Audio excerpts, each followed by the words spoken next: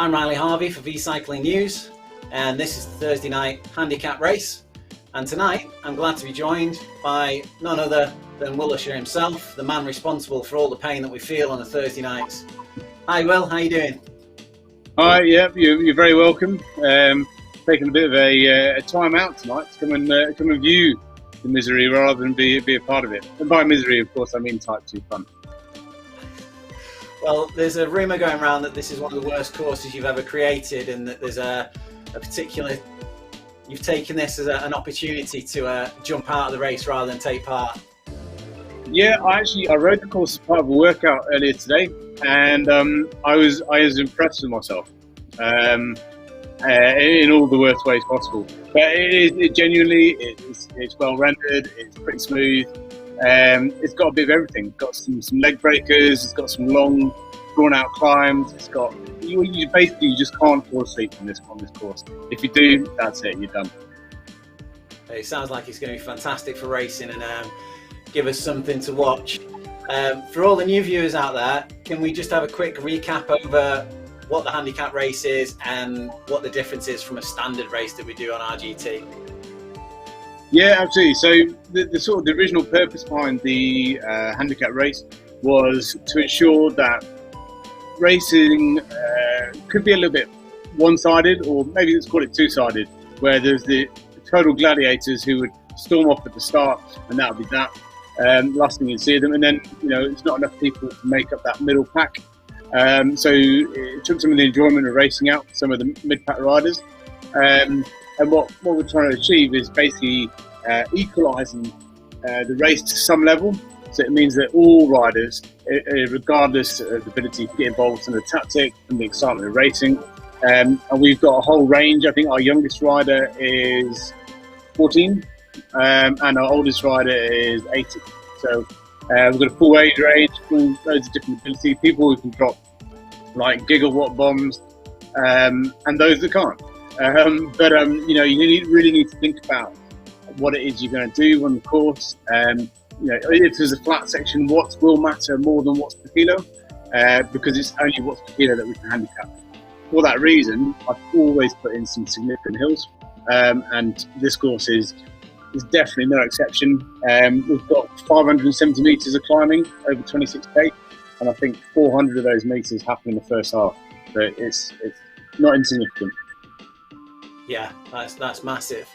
And with these races, the fact that we've got watts per kilogram changes, and we've got some of the riders who are perhaps lighter riders having these weight differences, do they find it much more difficult to get their race tactics right on these courses? So they're used to climbing up these hills really quickly, but they can find that they're a bit slower than usual? Yeah, absolutely. I mean, that's part of the joy of the race, is having to adapt to it.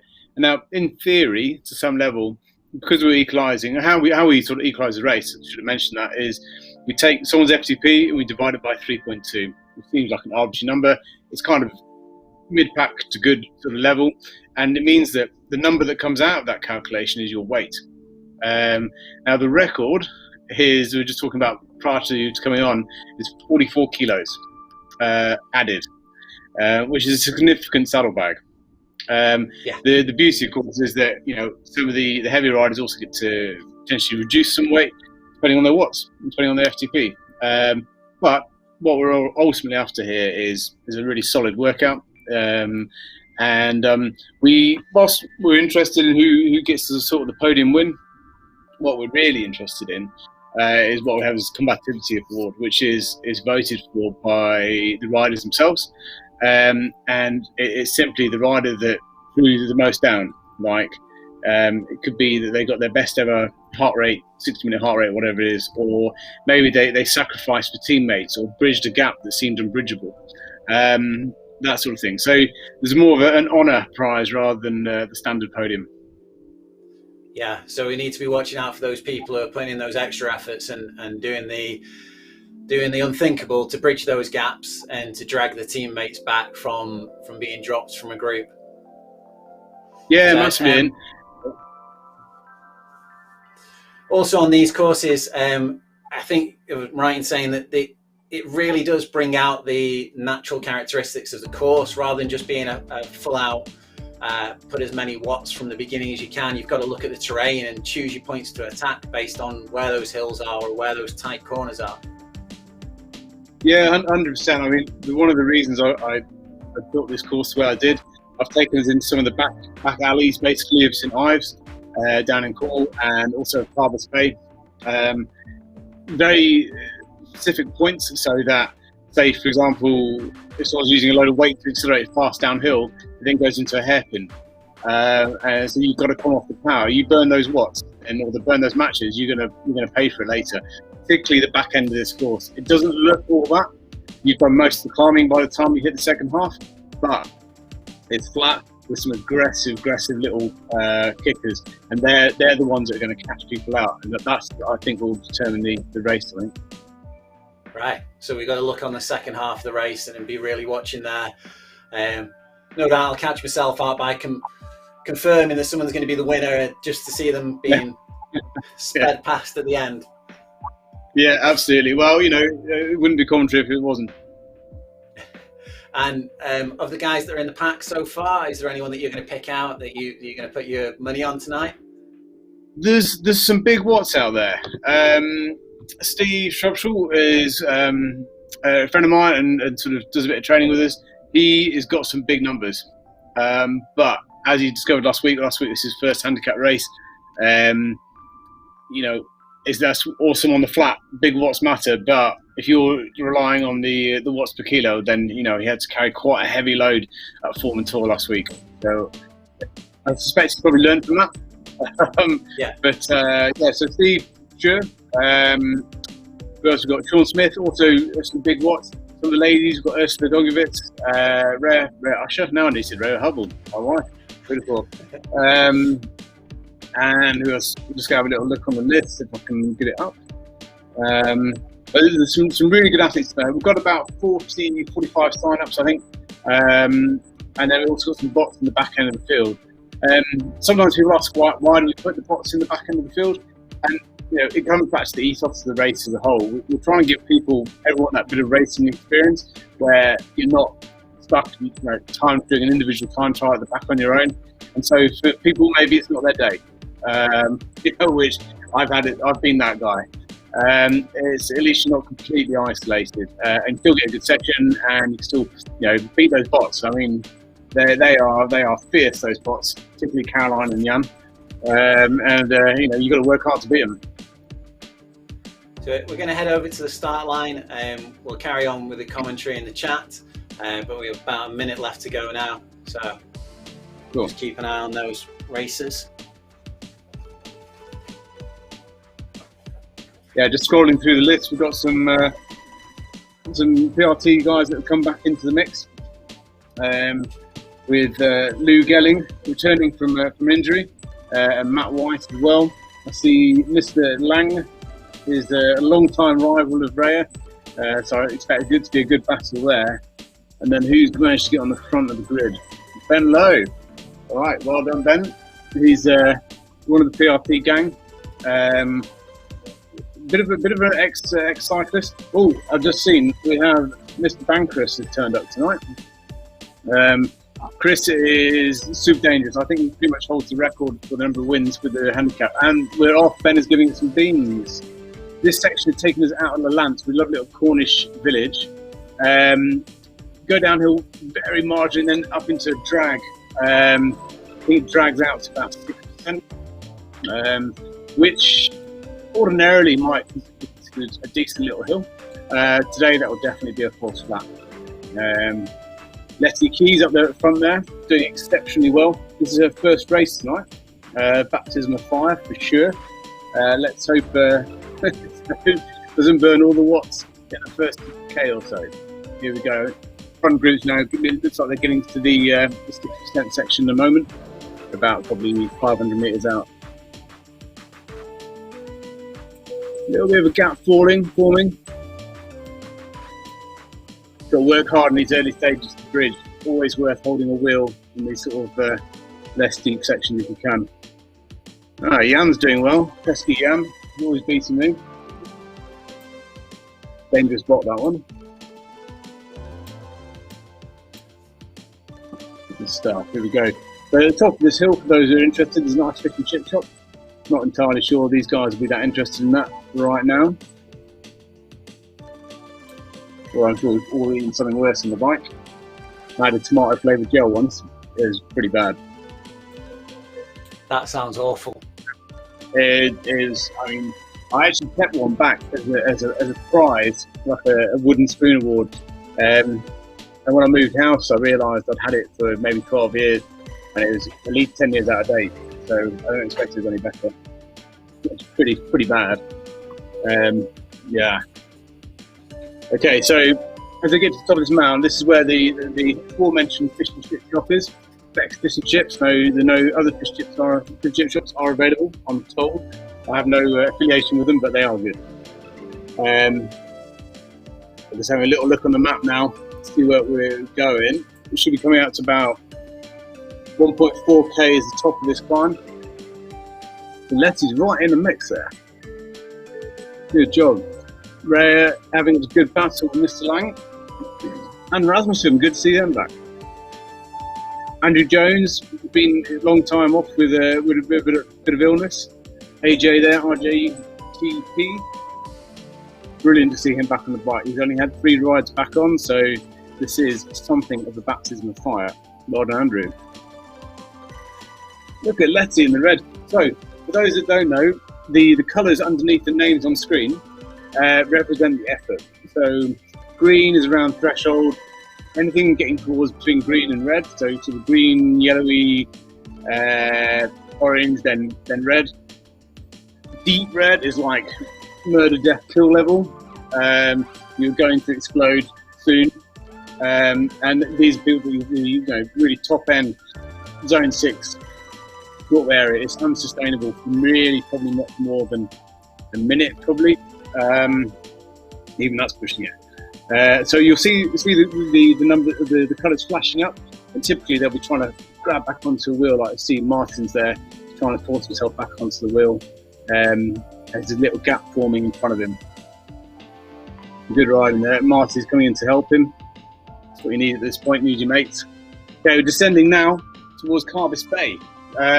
Theme of the G7 conference quite recently. Sadly, if you're one of the locals. And down to the coastal railway. Rather beautiful down there. It pretty much touched the beach, and then you're climbing back up the cliffs. It's the first leg breaker. So I'm expecting there to be some serious explosions here. We pump it out to 25% briefly, and then goes from 11 back into around about 20% by the time we hit the top. There'll be a lot of expletives going down now. Let's go a little listen on race radio. Yep, pretty much. Okay, it's good to know. Esther Fish, don't know what his first name is. We'll just call him the Fish.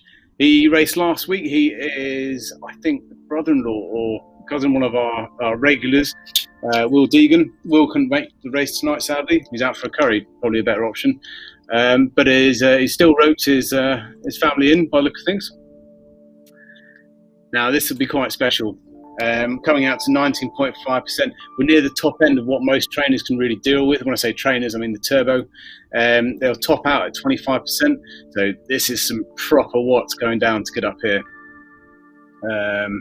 Let's see, we've got my dad's on tonight. Should be. BG Usher if he's there. Not sure. But we will see him later in the race, I suspect, on the long hill. He likes the long hill. Okay, coming back up to the front of the race now. See Martins. Lou right up there. Good job with Ben as well. Stu Ludlow. Stu had a wicked race last week, then realised he had his normal weight in, so disqualified himself. Very open. Still, regardless of that, he actually set sort of a whole bunch of new thresholds, which was excellent work. Ultimately, what it's about. Ruin Evanson. So Ruin is a regular through the winter. He's training for some big races, some big tri races next year. Powerful diesel engine. He much prefers like a long, drawn-out drag. This sort of punchy stuff is going to be killing him right now. Out front, who we got? Gorgajak. Apologies for the pronunciation. We'll go with whichever one sounded the most plausible.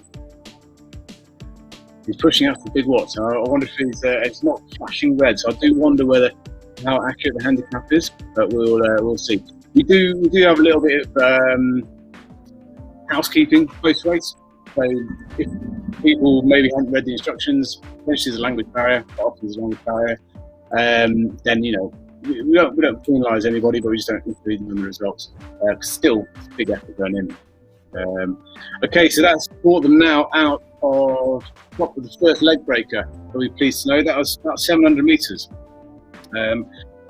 They won't be believing right now that they've done less than 3k. They'll feel like they've done full time trial pretty much. I imagine it's pretty tricky. But a nice little descent. The trouble with this descent, I say the trouble with it, I designed it this way, is that you come down hard off the top of the little plateau there, and then you turn hard straight back up the cliff. So all that enjoyment, all that benefit of getting down the hill gets ruined. What we've got here, Lou, she's going to get back onto Ben's wheel. Ben's putting her into the red, he's putting her in a hole. Go on, Ben. Be a gent. Lou, the first lady on the course, I think. Kind of the first lady of the team in some respects, with the exception, of course, of wonderful wife. Lou is one of our ride leaders, ride captains. Very strong, dependable rider.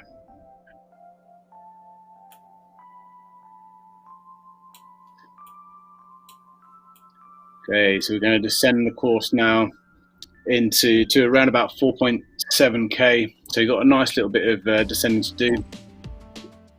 Lou is a bit isolated there. So Lou is a lighter rider. She's very strong, but she's going to get caught here. You can see like Chris Pancras and Ruan, who've had to put a bit of weight on. The handicap, they will catch on that little mini descent. She was doing well now, you can see her flashing red. So what she's done, she's seen that they're coming in the background, and she's looking to jump on them as a group as they come past. If she doesn't jump on there, there's a good chance you won't see them again. That said, there's a long hill later, so we'll see. There goes Ruan. I'm not sure he meant to go to the front there. He flashed a bit of blue and green. He's easing up. Chris is a master of the draft. It's so hard to drop as well. Like, a number of times I've tried to drop him or crack him. It's not easy. Okay, here we go. Nice little descent now. Sharper descent, getting into back down towards Carvis Bay, down to the actual bay area itself. What's amazing is that this is currently being rendered as you see it. So with Magic Roads, what they do is they take any GPX that you create and make it into the road with the pitch and the turns and everything else. Obviously, the scenery is largely generic, but what's currently happening here, rather than this scenery existing permanently like it does on real roads, or it might do on other applications like Zwift, for example, what you're seeing right now doesn't exist. So it's actually being rendered in the moment, which is extraordinary, actually, when you think about it. It represents what happens with IGC in itself, is that everybody's position is forecast back to an individual, whereas other programs tend to group and lump people together. So, in the early days, some of the stability was problematic, but they've really sorted that out now. And what they're achieving is actually incredible when you consider that you've got 60 people, whatever, in different garages, home gyms, etc. And all those positions being broadcast back to the individual. Great indeed. Who's that come? Oh, Stu Ludlow. All right. Look at that little bit of a surge coming to the base of this hill. This hill's only really short. Leg breaker number 2, 300 metres, goes out to 18% though, but it's not insignificant. I wouldn't be talking at this point. My dad has a weird thing. He needs to be able to talk at extraordinary levels of effort. I'm just like, no, this is not the time for a full-on conversation. He's clearly not working hard enough. Mr. Fish is back in the game there. Right, he's got to get on the back of Lou before he gets to the top of the hill. He's going to have to go deep. Muzz in Murray, another PRT guy. Muzz is a very decent time trialist, 10-mile sort of specialist. He has done a little bit of road racing, so he's good on sort of the punchy corners and so on. And he's a brilliant wheel to follow. Pretty reliable, a good team tactician as well. Great team player, basically. That's what I'm trying to get at there. They will do well to have him in their group, that's for sure. Assuming we can get there. What we've got now, they're descending into St Ives itself, into the sort of around the harbour area. They're going to swing to the left and right and left, and they'll find probably one of the few bits of genuinely flat sections of the course when they're going around the harbour itself. In real life, beautiful little harbour, water keeps coming off, very calm water. It looks like glass most of the time. If you're into open water swimming, no, these are cyclists, but if you're into open water swimming, probably one of the most beautiful places I've ever swum in 20 odd years of multi-sport. Okay, so they'll also be on the cobbles now in real life, and dodging many tourists. So, thankfully, one of the other benefits of online racing is not mowing down poor innocent tourists. Would be pretty awful, that. Okay, so now we're going along the harbour front, and it's just before we get into the Old Town. The section of land that connects what they call the island in St Ives, mostly because it's surrounded by beaches on three sides. It's a section called Down Along. I guess it goes down along to the island. I don't know. Probably no better reason than that. There is a series of old little sort of tiny fisherman streets. We're coming now into, you go up on the hill, a little bit of a gradient, 6% up the hill there, but lots of sort of switchbacks. Got as many as I could in within the realms of realism, because we don't want to go back on ourselves. We're doing well. This is a strong group now. This is a dangerous group. The Muzz and Lou need to jump back on that. And Gisolt's not far off. As we go through Down Long and these switchbacks, there is then another little bit of relaxed riding. Let's have a look. It's approximately, 400 metres. But not a lot. And then you go up to Porthmere Hill. This is going to be a treat for the riders.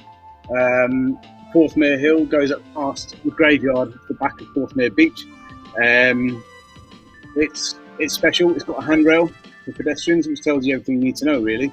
It is only 18%, it says, and it's what is it, 300 meters? Oh no, it does go up to 20%. So check on the notes there. Now 2% will matter, I'm sure. You go, come on, Mr. Fish, get yourself in there. This is your last chance for a little bit of rest. You can see it coming now. And on the profile, you can see at the bottom of the map, someone described it as a rainbow earlier. It's the rainbow of the very worst kind. But all the red sections are bad hills, basically. The worst hill in terms of steepness has passed already. That was the first leg breaker right at the start that you can see in that deep red colour. But this is pretty steep. I say it's only 300 metres, but you will know about it. Then you've got a short drop, and then the main event probably today is a 3k long hill out to Zena. But right now, racing it past the handrail, probably quite willing to use it in real life right now. Although they're going fast, 18k an hour, it's decent. Okay, here we go, front of the course, 11k an hour. He's hit the steep section now. If you're ever in a bit of running, you can usually outrun the bikes going up this hill. Bend low, very good. There's going to be burning some matches though.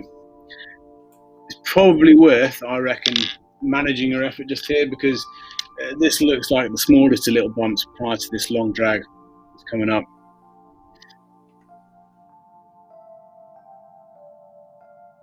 Yeah, you can see Chris is managing Ian Murray there. Managing his effort a little bit, sensible, not in the red. There's plenty of time for red later. It could also be that he's just tired, but let's give him the benefit of the doubt and suggest his tactics are on for. Oh no, disaster! He's had a power drop. This has happened to the last couple of times for Moz. Looks like he's still riding. Go on. He's only just riding though. Here comes Andrew Jones. It's okay. Moz looks like he's getting back in the game. Green means he's getting close, just zone 3 sort of area. Aaron, you rode a good race last week on Storm 4. He's chasing me about, much to my dismay. I'd much rather he hadn't been thrashing me. Going further down the field there, we've got Pedro, one of our Portuguese friends from the Carvalhos, Killenbeck, Langer. Langer has many, as I alluded to earlier, many a battle with Rhea, and he's currently got 23 metres on Rhea. So he's going to have to put some work in. I suspect, though, that she may well have the edge on the long time. I don't know. I don't actually know how heavy Langer is in real life, so it might be that he took a lot of weight, in which case he's in real trouble. Scrolling back down a little bit further, Steve Shrubshaw there in 25th. He is not liking this climb, I'd suggest. At 3 watts kilo, he's pushing out probably close to around 380, 400 watts, I reckon, to be hitting those sort of numbers. There's my dad in 29th. I said he'd be making an appearance later. He's going to enjoy this long climb. This is where the handicap really comes into play. So it is really not over till it's over. Letty Keys on her first race, just ahead of the veteran racer Will Usher. So we'll see what goes on there. He's not great at drafting, so she could be mean and try and drop him. A bit mean to an 8-year-old, but, well, 79, 80th year. Rasmussen, again, good to see him back. Matt Adams, brilliant. This is one of his first RGT races. He's only done 1 or 2, I think, before. So I'm sure he's enjoying himself right now. Regretting his life decisions as he goes up 14%. Putting some good numbers down, though. Okay, good. So this is where you can see the pots in the back end of the field helping out some of the rear of the field. Really good to see that it's working in the way it's supposed to. The bots are never powered up to 3.2 watts per kilo. I usually power them up to, well, it's probably like 2.2 to 2.5. So you'll find all the bots generally towards the back. But if people are having a bit of a timeout, Sergio Saldanha, he's one of our regulars. Leads the Portuguese massive, basically. Great rider. He's had a few injuries recently, a bit of an Achilles issue, I think. So he's taking it easy tonight, although as easy as you can go really on this sort of course. And it's one of his teammates, Mr. Fonseca. Also quite often in the mix. Looks like he's just riding this one through tonight. Then we've got a bunch of bots. Jesse, always a dangerous bot. Okay, back to the front then. Gurjanka, we're going to say this time. We'll go on for Gurjanka.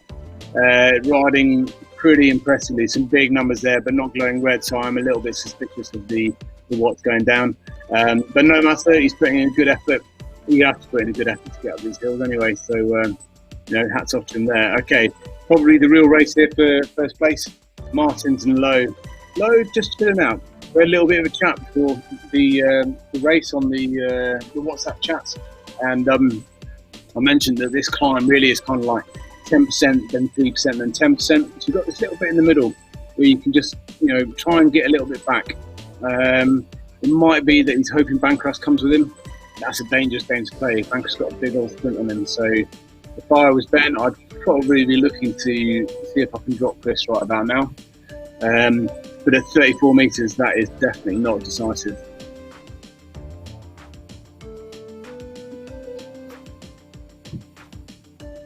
Yeah, what's more, Bancroft has got a rider with him. Ruin and Lou behind them formed a little duo, help themselves up this hill. It's amazing how much having just one teammate makes. Even if you're going really slowly, it just keeps you focused. And usually on the top left of the screen, what you'll see is the watts saving. Now, clearly, when you're going up a hill like this, the watts you're saving are really minimal. But even if it says 1 watt, it's enough just to encourage you, which is what you want. Yeah, here we go. Look, we've got the Fish and Stu Ludlow working together nicely through this midsection. Good if Pedro could join them, actually. Got a chance of bringing back Lou and Ruin if they do. 120 metres again, not decisive. Lou's going to struggle on the send sections. You can see these dark blue, dark purpley bits that are coming up. As a much lighter rider, she needs to be on the back of someone like Rune. So if she can keep his wheel, then game on. Andrew Jones still in the mix there. It's a nice little punch actually. We've got Muzz. Looks like he got his tech issues sorted out. Yeah, so we've got Zolt. Yeah, Giselle, Andy Jones, and I think it might be Kurt Langer. We'll go with Kurt Langer. Apologies if that's wrong. It does ring a bell. It was not Mr. Langer. They've got a nice group there. Let's say Muzz is a super dependable rider who will manage the ship very nicely there. Darren, Naker, not far off. They form up, they could get themselves back. Andrew is AJ IGTP there. He is an explosive rider, so you can see he's putting some red in now. He does have a tendency to be a little bit surgy. He's not the smoothest to ride, but he catches you unawares. It's super disruptive, which is ideal if you're trying to break somebody who's not one of your teammates, which is possible that that's what's happening now, actually. Although it looks like he's breaking his own teammate, which is not ideal. Maybe he wants to. Although he's backed off now and Desalt has taken the bait, he's off. He has had enough. Here comes Langer. Right. Getting in trouble now, Desalt, though, because we've got Murray and Langer probably join up forces quite nicely. And he just got off back there a little bit. I think that hopefully that wasn't his last hurrah. There'll be many more Watts to drop later in the race. There's Raya. We've got Ian, I think that's Ian Hurst maybe. Raya, 250 metres back. What sort of group have they got? They've got a good group. All right, so you've got what? 1, 2, 3, 4 riders. That's solid. That will be very, very helpful. Okay, so is there what they're getting up into the moorland now. They'll be going past some of the old Cornish tin mines, very famous area. Of Cornwall generally for its tin, but certainly this sort of section of Cornwall, these ancient ruins all over the cliffs, actually staggering. Some of the shafts go down so close to the cliff edge, it's unbelievable. Like, we were there a few weeks ago, just walking down the coastal path, and this is just like holes. Dark, foreboding holes in the ground, which, I wouldn't want to work there, that's for sure. Although, that said, on a summer's day, beautiful. The colour of the water is insane. Of course, these guys won't be appreciating that massively now, even if they're there in real life. They're probably seeing a little bit of red. Can't really concentrate on anything else but the wheel in front. I can hear Ray on race radio is barking orders, trying to control what's going on further up the road, trying to encourage others. Andy Jones, he looks like he might have cracked actually. Well, fair play. It's only his third ride back, so this was a big one. But I'm glad he was here. Good to see him back. He's one of the core members of the team. Steve's hitting out. You know what? Steve Strugshall there, currently in 24th place. He is tapping out decent rhythm. He is not far off threshold. This is probably exactly where he needs to be on this section. I did say that there's probably 2 types of tactics for this course tonight. Either you go all in for the first half. The first half, which is 13k long, well, being a 26k course, it's 404 meters of climbing at 570. That is, a lot, basically. So I did say that if you have 2 tactics, you either go all in for that first half and then hope you survive for the remainder, and then make your make your move by purely just surviving, or you keep yourself on threshold. This first section, you make the correct assumption that there's not a lot of drafting to be done. So you just tap it out. You get to the halfway point, and then the gas goes down, because you've got a good chance of catching back some of the people who have just put too much in. And you can see the back half of this course littered with little yellow and little orangey red sections. on broken legs, that's going to really hurt. And of course, the flatter sections, those big watts, people like Steve, they're going to hurt the lighter riders who maybe haven't got the watts. They've got the watts per kilo, but they haven't maybe got the watts to compete. Going back down the field there, he's got Will Usher and Mr. Rasmussen and Letty Keys. Excellent job. She's doing a good job. That's it. Just keep riding, Letty. Ah, she's riding hard. Look at that flashing red when I got a bit of commentary on it. Well done. Yeah, she used those wheels. Well done. She was trying to stay ahead of Mr. Polo as well, who equally is flashing red, trying to get back to her. Here comes Jan, first of the box. Jan, I believe, was actually a real-life rider, as is Caroline, and they won one of the inaugural RGT sort of stage races, and have been honoured into time with the yellow jersey on their bot, which is also why, annoyingly, when you're competing against a bot, it's probably always Jan or Caroline, because they'll be always up the front there. Okay, Arnold. Nice little solid pack of bots there. Ursula had a tough time physically. She just been sort of doing some marathon training stuff, been off the bike a little bit, so probably feeling that lack of watts right now. But really, really solid. Ursula lives down that part of the world and trains around sort of. Let's get this right now. It's Devon, so more Dartmoor, not Bodmin, Dartmoor. Very solid rider. 10, I think she got sort of gold category on one of the dragon rides or something like that last year.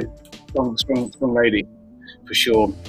She also took part in one of the stage races last year on RTT. Along with Lou and Rhea and the real life Caroline. Using a bot would be probably unfair in a stage race. There she goes. She's been listening. She just smashed it past Andy. Not even a cursory wave. Bloody rude. Andy's not having any of it. He's going back onto a wheel. Yeah, he's like, oh no, actually, you're riding like a beast, Ursula. Oh, he's come back in. Well done, Andy. See if they can stay together. That would be brilliant. Spinning down the field now. We've got a whole bunch of bots. Going up the field. There's Letty. Still not being caught by Polo. I reckon. There you go. Yeah, I think she was out the saddle and she just got back in the saddle. Perversely, I can see it on the screen that she's coming out of the saddle, but she's up the cadence. It's probable that she's spinning hard in the saddle now. Working really hard. Those reds and yellows, paying the price though as she eases back. Look at that. Bev Usher, pretty smooth. Just super chilled at the back there. No problem. Bev's 79, my dad. He has got into riding for go through it. Now, probably his 71st day building his bike, like you do. And he's early now, might be 60th. Anyway, he has got heavily into his online riding. It's a great example of keeping fit when you're a bit older, and also how open this sort of platform is to get everybody involved, and that's the whole point of this race as well. Okay, they're having a good little descent now, him and Letty. That's perfect for them actually. Help pull them away. Both on the same bike. Very nice, team colours. Excellent work. Okay, let's drift in further back up the race now. Rasmussen made a bit of a break on Bev. Trying to catch up to Ben. And Baldrick. Brilliant. I didn't know Blackadder was it tonight. So they're having a bit of a moment there before the next onslaught. It's probably pretty sensible to be fair. Steve, solid riding. We could do catching up a couple of little groups with people help him out. Even if he gets onto Killingbeck, that will help him on the descent. I relied heavily on Steve last week. We got over the top of Formula Tour the first climb, and I went all in to get on the back of his wheel because I know the watts he's got, and he had to weigh in, I think, 25 kilos heavier. So I knew if I got on his wheel, I'd get sucked down that hill. and I could recover because I was a shaking, quivering mess by the time I got to the top of that first climb last week. I was properly all in. Pulling back there, sitting pretty relaxed actually. I'm not sure if he wasn't concentrating there. I think maybe he's dropped his water bottle on the floor or something, because got down to minimal watts at the base of what is a steep little kicker. Steve cruising past about 90%. See, if he keeps on that sort of gas, he's going to catch up Yasmunga and then Runa ahead of them. Actually, that would be a great group, and Hurst as well. So it could be a group of 4 by the time they get over the top of this climb. So Steve's got to push hard, and with the hope that can happen. Will be fascinating on this next long descent. Rare's pretty light, so the heavier riders are going to come after, and she's going to have to work really hard to stay on a wheel. There is a downside of this sort of racing, is that the women in particular, who can be a little bit lighter, may also become a little bit lighter with the handicap. Some don't. I think Rez has to put a little bit of weight on, but still considerably lighter than Steve, who has to weigh in at like 120 kilos or something, which is big. Okay, there goes Rare through the halfway point. That's around 404 meters climb. Yeah, in fact, exactly 404 meters climb. She'll be feeling every one of those meters, I'm sure. Has she got anybody with her? No, they don't seem that excited about going with her. They should be. Well, she just work hard, maybe get over the top of there and make sure that you've got a group to descend with. As I mentioned, it is hard descending as a lighter rider, so she might be relying on them. There we go. Doing well. Still in quite a flat section, that's why she's putting power in. She's getting ready for that descent. She knows. She's a wily character. With many an RGT race. These guys, nice and sensible, saving the watts. Pretty chilled there, Darren at the back. He's what is he like? 30% easier at the back there. Very good. Okay, just going to consult the map. That's put us at 13.8. Okay, yeah. So we've got this mega sharp little grade. I say, well, yeah, it's pretty sharp. It's not as sharp as some of the stuff it's been before, but by now people are, they are running out of matches. I think it goes out to, was it 8 to 14%? So you're definitely going to notice that. It is relatively long as well. It is 1.1k long. But that includes right from the beginning. Oh, wow, okay, look at that. Chris has made a bit of a move on Ben. Yeah, I said that 30 metres wasn't enough. This is Chris's other tactic, of which he has many.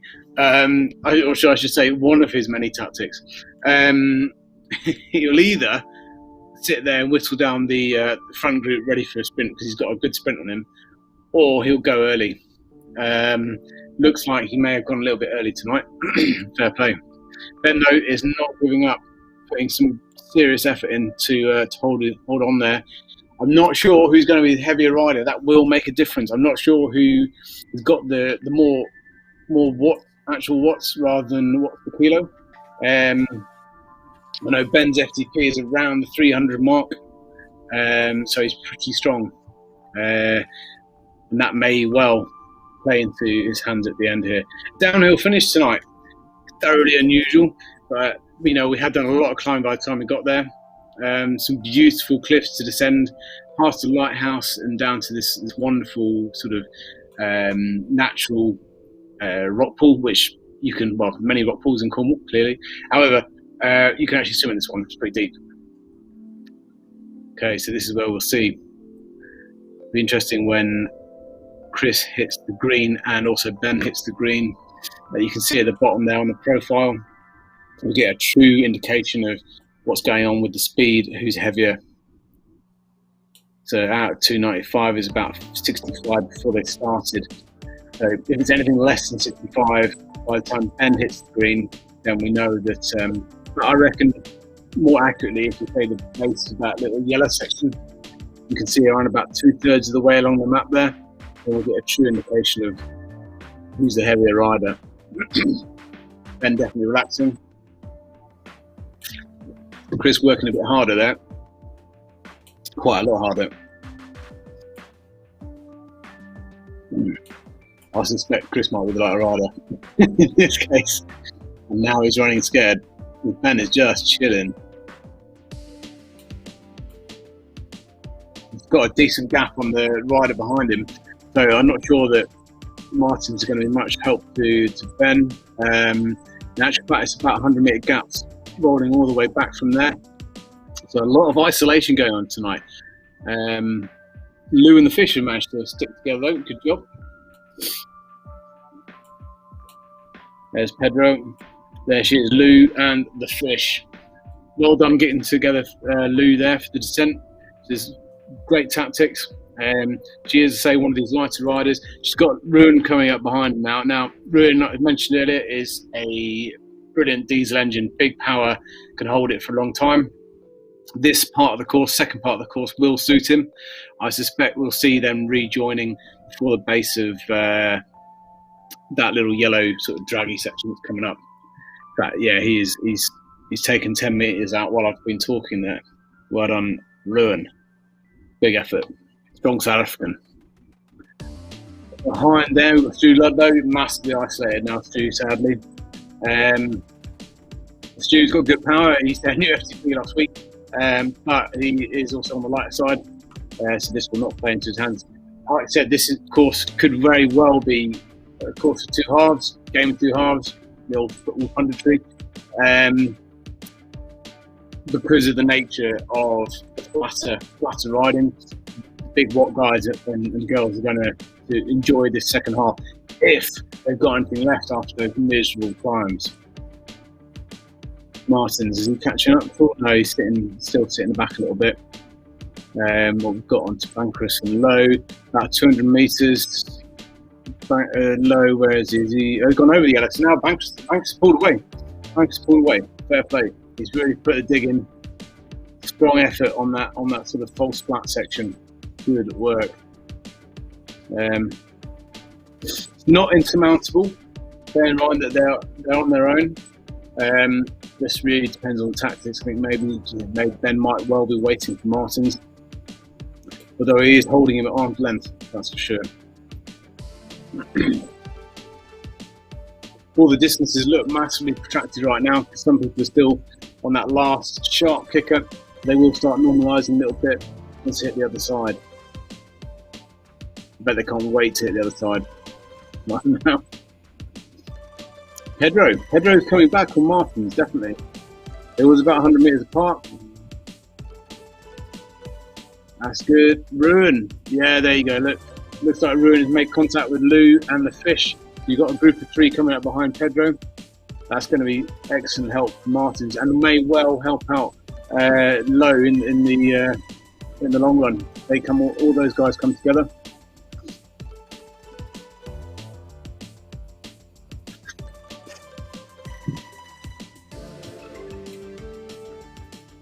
Go on, you guys, don't let the fish get away. Fish getting excited. Seeing Pedro, it was like one blood. Some classic Cornish little roads here. Sharp descents, twisty, straight into an uphill. No real warning. It's just it's lovely to drive, but also a bit of a nightmare to drive at night time. There's no real warning. And I've smoothed these roads out a little bit as well. Not quite as vicious as they ordinarily would be. That's it, Ruin. Look at that. Ruin's just pretty much relaxing or losing in the yellow there. Trying to hold on. That's where the big watts are going in. However, roles are reversed now. Going up a bit of a kicker. Ruin's going to have to work a lot harder. The fish is keen to catch Pedro. It's good tactics. And Martins too. Okay. If Ruin and Lou can get onto the back of this group, they've got a really good chance in the finish. Go on, Lou. Giving it some gas. Definitely going to get the fish. The fish's got Pedro. Not quite. Yeah, he has. Come on, Ruin. Get in there. Okay, let's scroll down the field a little bit, back into the over the top 10. We've got Lang there, Murray, Nate, Darren. What sort of groups we've got playing out? Darren in with Rhea. Okay, that's a decent little group, that is. Rhea's done well. She's worked hard to get down that descent, as we saw earlier, leading off the front over the plateau, and then sure that she made the descent with these riders. It's really solid little group. If you try, I know Musley's a little way ahead, so we'll see how they catch him or not. Steve Shrushall still putting out close to threshold effort. Poor Steve, he's going to be on a 60-minute FTP, I reckon, pretty much. Working really hard. He's dropped Hoffmeyer like a stone, and Baldrick no longer a problem for Steve, but they could do with joining forces, I think. Paggiani and Baldrick. Let's see what happens on that kicker. Ursula, see you there. Managed to find a few friends. Glad to see it. Always important to use your friends where you can. Feeling very much mutual. Two riders helping each other out is much more powerful. Then Rasmussen, well done. Got that effort there, just recovering off the back of that brutal climb. Letty, let's hope she's got her drafting head on. Use these bots to the best of her advantage. This is riding quite sensibly. You can see when the bots are quite equally weighted, they tend to draw out like a horizontal line across the road. So you really want to squeeze back a little bit so that you can sit in behind them and use their power. There he is, Will Usher. Lost the battle for now with Letty, but we'll see what happens in the dying stages. Andrew Jones still tapping it out. Great to see. Like I say, back from quite a nasty accident recently. Really glad to see him back in the frame. First team session tonight. Steve-O E. That's his age. So I can't remember exactly the age ranges, but you'll see some of the riders on RGT. In fact, he's got in brackets 69, so he will relate to his age category. Some of the races are age weighted or given age results, so that's why he has it on there. Matt Adams, one of the youngsters, bit in no man's land there. Recently come off the back of Ironman Portugal.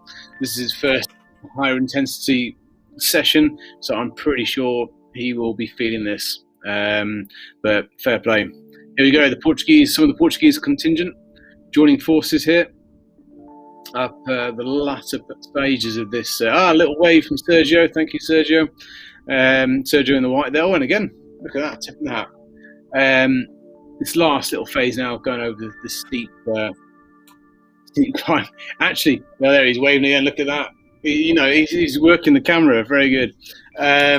Although that said, I was riding on a Wahoo kicker bike in recent races, and got a couple of buttons on the insides of the brakes. And on RGT, one of them is to look behind you, and one of them is to wave. And I found when I was going up the hills, I was constantly waving at people because gripping the bars so tight. So either people thought I was very sociable or just being super annoying by waving at them.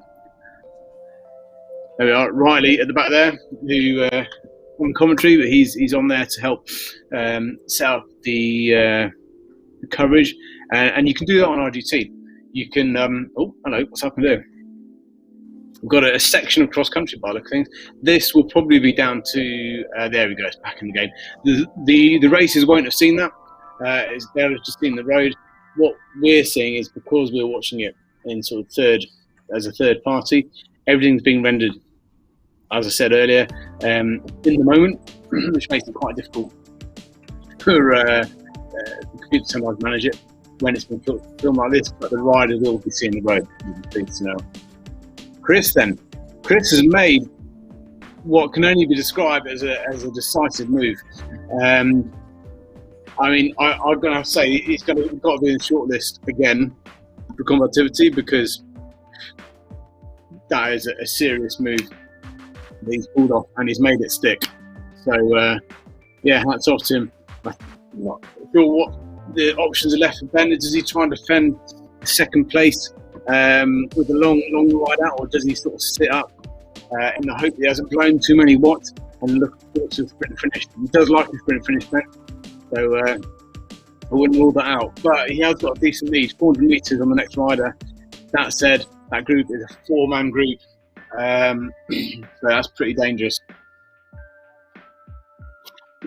3-man with the Fish off the back. Fish, though, has shown himself to be a really excellent rider. He's also got Lou for company, although he may well come back still. Martins and Pedro. Pedro representing the Carvalhos tonight. Actually, another Martins Portuguese as well. Maybe they're friends. Who knows? As everyone thinks everyone in the UK knows each other. I've just made the same assumption about Portugal. Apologies for that. Okay, go on, Lou. And the Fish, get back in that mix. Ruin may well have blown out now. That last kicker proving to be too much. They've gapped him quite significantly out to 240 metres. He'll be punching some watts though still. Ruin's not one to give in easily, that's for sure. Yeah, you look at that cadence. The cadence of the midfield should represent the cadence on the trainer itself. So in real life, you see got a really solid, probably about 80 RPM. Though still a bit isolated, but gaining on Ruin now. Maybe Ruin has blown, in which case there's some pickings to be made for Stu Ludlow. Another kicker coming up very soon. One of the 2 remaining kickers. If Stu's going to make a move on Ruin, he's going to have to make it soon. Same goes for Lou. In fact, look at that. Pedro slipped back a bit. Pitch has moved forward. Was Pedro bringing Lou on? Or is he making a move now? As I say, this is the last really significant kicker. There is one more. Pedro, look at that. Putting the numbers down. 6. Whoa, yeah, he is smashing it. He was just having a little rest before the main assault. If everyone else doesn't react now, they are in trouble, I would say. The finish is about 2k downhill with some twists and turns, but tiny little flat bit in the middle. But yeah, Martin's reacting now. Lou doing what she can, and I think that might be it. It's gone red and into orange. Is she conceding? Unlikely. She doesn't like to concede, Lou.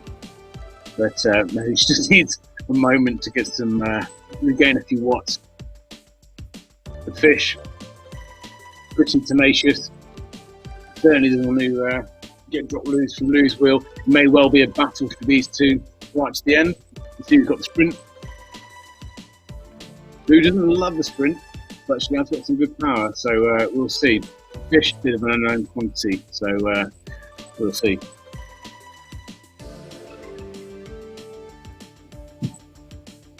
What's Martin's up to? Martin's is chasing Pedro, who's sat up a bit. He's made a bit of a move, and he's now set up. Is that okay? It's just the last little bit, a bit of a descent. And then there's a tiny, well, I say tiny, it won't feel tiny right now, but a little bit of a kicker at the end.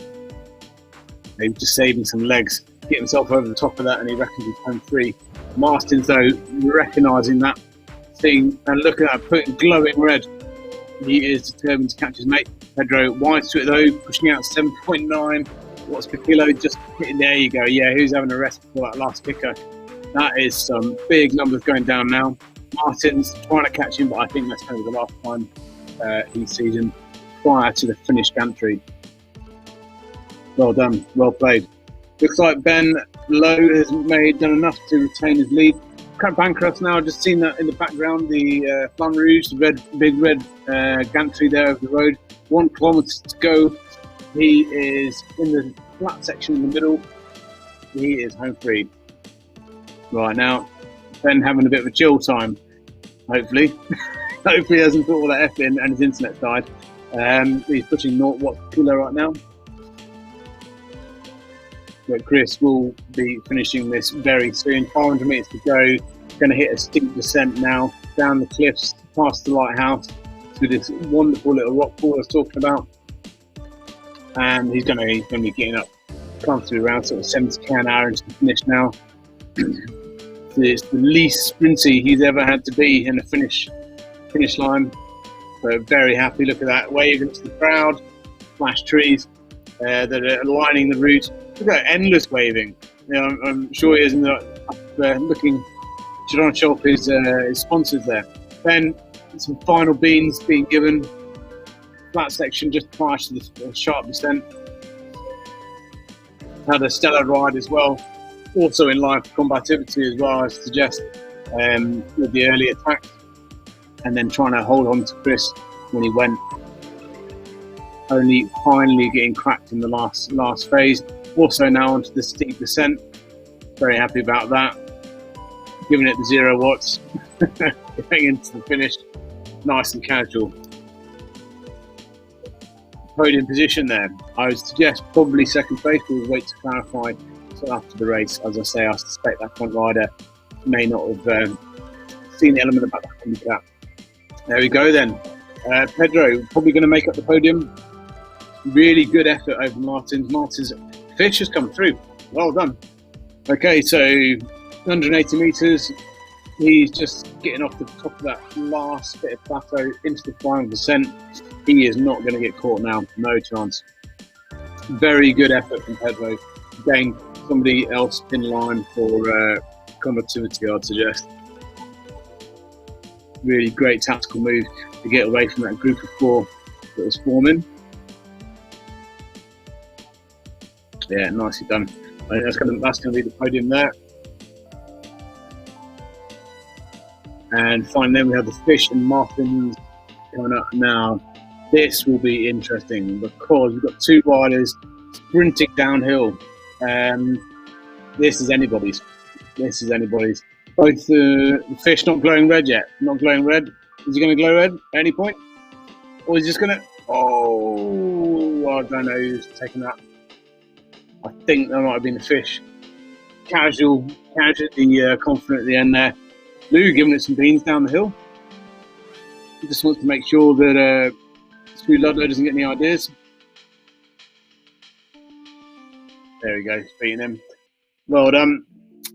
Good ride from Stu, solid ride from Ruin as well, one of his first races back this year. He will be hurting, no doubt. Diesel engines don't tend to like these spiky elements. However, he's now enjoying the final descent down. I say very unusual to have a downhill finish, but we took the opportunity this time. Sometimes we do have a nice downhill to finish, very rare, but we have done a lot of climbing tonight. Excellent job from Ruin. Just going to see him over the line. Bang, there he is. Probable 8th position. All right, now we've got Muzz and Steve. Steve has done a big ride. I said that he would come back in the second part of the course. He certainly has. He's got some big watts. Muzz is a super wily competitor. Let's see how we go. Final 300 meters. Steve's giving it the big ones. Big ones. Well, Muzz, what's going to happen? He's going to get in the draft. He's going to get in the draft. Too late. Watson winning the day there. Good contest there, gentlemen. Yazmonger looks pretty safe there in the 12th/11th position. Well, look at things. 100 metres back to the next riders. Cruising over the line. A little bit of a battle now from Dassault and Neek. Dassault takes it. Good job. Lang has had the battle of the Canadians. Raya is Canadian. I'm kind of British Canadian now, I guess. But he has taken the scalp tonight. No doubt Raya will be back for blood in later weeks. Well done, Mr. Lang. I think Kurt Lang, I'm not sure. Behind there, then, I think we should have 2 riders. Oh no, cancel that. There's just the one rider, Darren, doing well. Behind him, Runa and Harrison having a bit of fuel.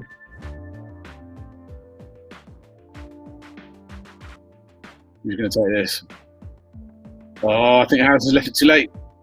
Oh, I'm not sure he got that. Celsius, not seen early on. You can actually see the move that Steve made. A huge move in this back half of the ride. Ian Hurst rare, gone rare. See what we can do. Get in. Oh, that was tight. I'm not sure who had that. Baldrick. Hands of Blackout, they'll be lining the road for him, I'm sure.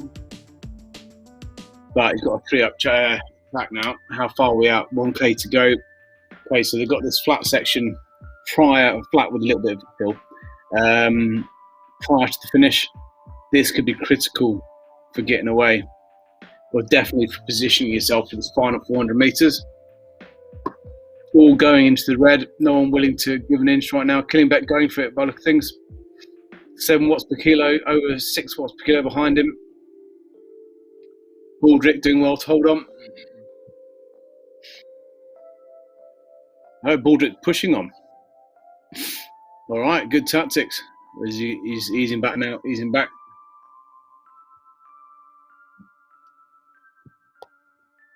Baldrick away, is he? We'll see. Hoffmeister and Killingbeck may well come back in there. We've only got 350 meters. Yeah, there you go. They're all over him, like hornets. But I think Baldrick's got one last hurrah on him. Look at he's playing with him. He's playing with him. Now he goes. Has he timed it wrong though? Killingbeck, Hoffmeister. I don't know. That was quite a finish for me. Battles all over the place. Nettie in her first ever RGT race. Done exceptionally well. Battles was on fire this. Now is she going to outsprint Mr. Polo?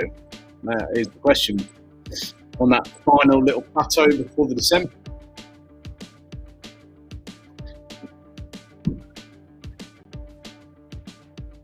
Go on, let's see. The European team. It's been in the red a while now though. That's going to hurt. 450 meters. Okay, downhill now. Let's see, get on the back if you want. Polo being a wily competitor. Oh, he's drifted through though. Looks like he started his sprint. There he's all on him, all on him. It's tight. She's working hard and he's definitely, there you go. He's putting in his final sprint now and he has done a good job. Well done, Polo. Ursula. Solid performance, particularly off the back of a lot of run training. Well done. Jan, pesky Jan, Caroline. Well done all the bots. Working tirelessly as ever. We'll just pass Rasmussen then into some other bots. Some real life riders very happy to be getting to the finish, I'd suggest.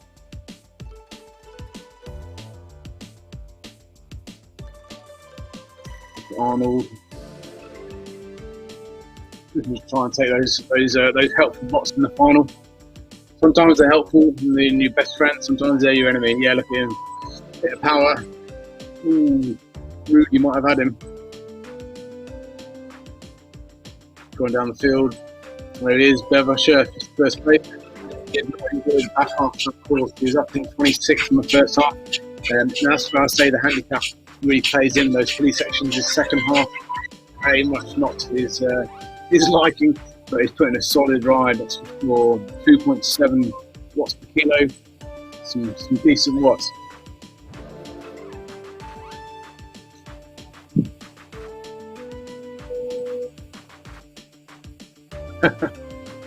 One of our regular riders wasn't able to ride today. His on-screen name is Shrek. And he's got similar sort of power as well. He's another one of these big hitters off the start, along with Wayne Fire.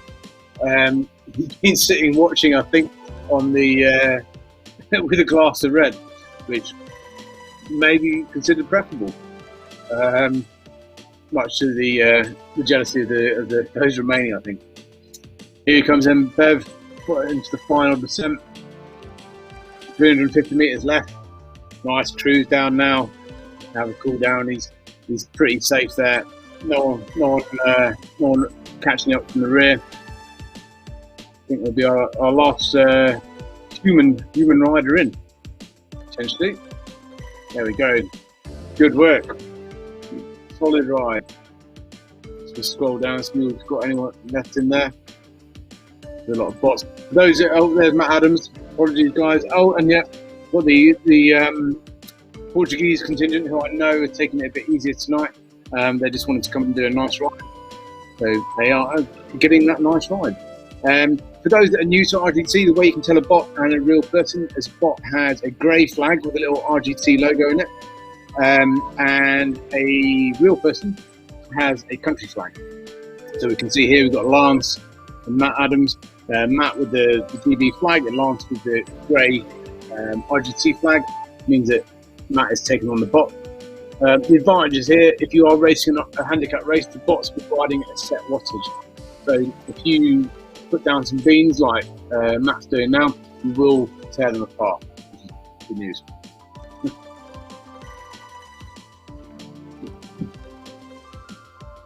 Well, Matt, I bet he's feeling an Ironman. It was only 3 weeks ago now, and this is on the real edge. He's a young guy, so he recovers pretty quickly.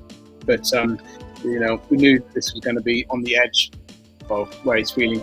Typically, after a long race like an Ironman, you need that bit of time back, and actually, you feel all right at sort of just below threshold.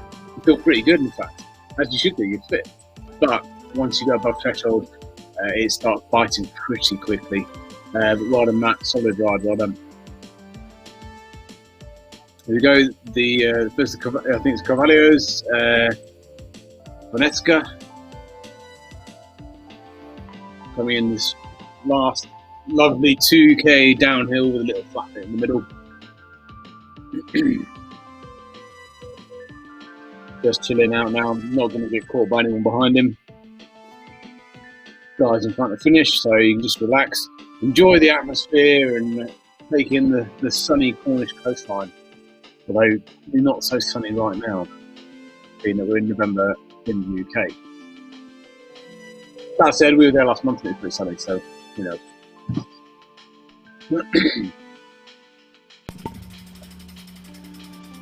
Oh, sounds like Riley's right. So one of the things when you're watching the screen, you just heard a sort of bike noise ticking over in the background there. You do need to keep turning it over if you want to be in spectate mode. So you can spectate, but you need to ride or turn your bike wheel every 30 minutes, I think it is. Pros and cons as to why. A debate for another time, I suspect. Okay, Finesca nearly done. Last steep ramp down. Stevo is done. They time the meters in. And Sergio's unlikely to catch him. Fell under. Let's go over the line. Good job. We'll just do a quick flick through the remaining riders, Will. We've got Steve over here, Saldana, Sergio Saldana. Hi, Sergio. We'll give you a wave. Barbosa. And then we've got Hassa, who's the last riders on the road. Going to flip back to the studio tonight because we've got Will with us, which is different to usual. And we'll have a quick chat about how the race went and see what Will thought about it and see who his favourites are for the Combativity Award. I'm just going to grab my phone and see who's been on the messages, firing in for... Yeah, that's a good point. Jack, who's... so this is where the votes start coming in.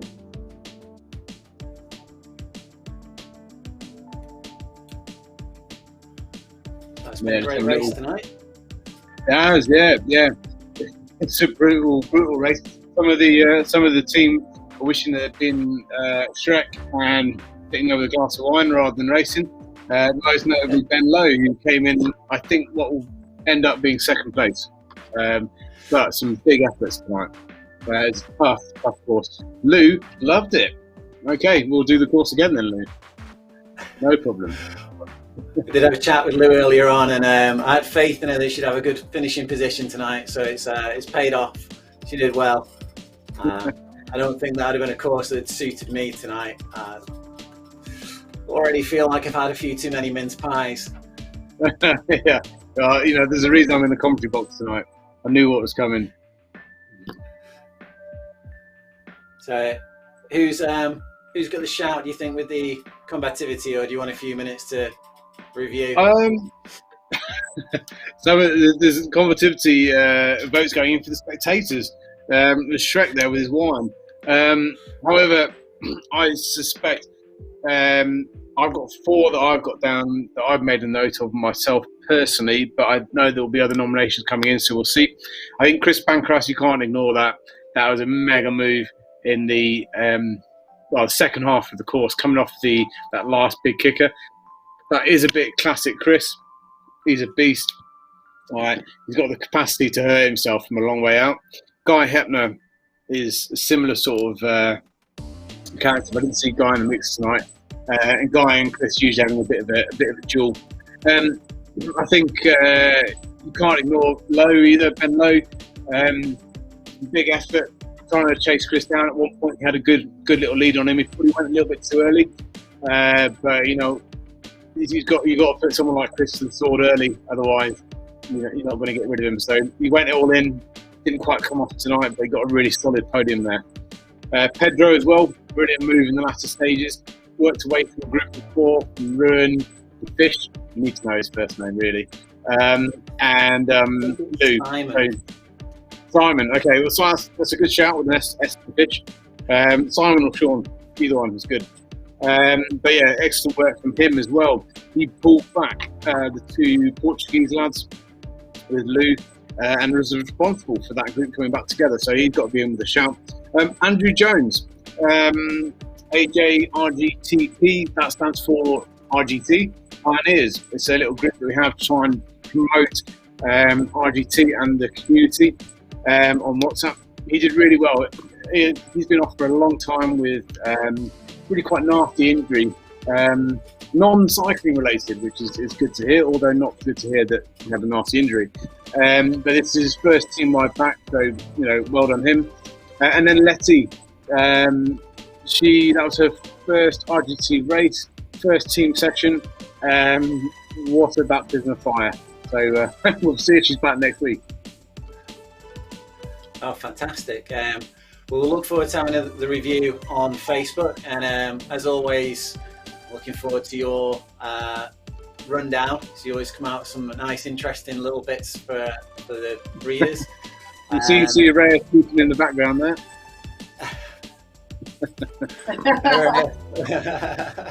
You enjoyed that, didn't you? Yeah, I loved it. Now that I can finally feel my heart out of my throat. Good stuff. For all those who've been racing, there's a video that I put on for 9 o'clock tonight, which is an interview that I did with Will about a week ago now. We ended up chatting that much. It was only supposed to have been a little short interview. We ended up chatting that much that I've had to do it as a 3-part interview. So the first 20 minutes or so is on tonight at 9 o'clock. Straight after that, if anyone's interested in watching it, we've got a little excerpt from the Ruler Live where they've been displaying a new type of trainer called the Moverti, which has the chance to revolutionize the trainer market and something really interesting, and looks like it's actually got some legs, where some of the more wacky and wonderful ones have come from really small companies without great amounts of backing. This one looks like it's got some guys behind it who could take it all the way, so be worth watching. So that's 9 o'clock on YouTube. They're going out on Facebook Live as well. Hope you guys are watching it. May have to take a miss on next week's PRT, so you might have to actually race it in real life if you want to be on the screen. I'm covering the Moon Riders Tour for the entirety of next week. I'm trying to get coverage for the PRT race as well, but At the moment, it's looking like I might miss it. Only for 1 week though. I'll be back the week after. So, Will, I'll leave it for you to close. Yeah, thanks very much for having me. Next week is an interesting race. We're doing something very different for handicap race. It's not been done before. We're going to Tempelhof Airport. The theory is the watts per kilo should matter. There's 150 tight turns in the entirety of the course, and that should mean that accelerations will wear down those with bigger watts with having to carry that extra weight. Brilliantly, of course, you're not actually going to like damage your knees or anything like you would in real life if you were carrying 40 extra kilos. You'll just find it harder to get up to speed. But yeah, look forward to that. Look forward to having Riley back racing some point soon as well. He makes some good noises when he races. Yeah, we'll look forward to some of that. But yeah, thanks for having us, and we'll see you soon. Fantastic. Thanks, Will. I'll speak to you soon. Take care.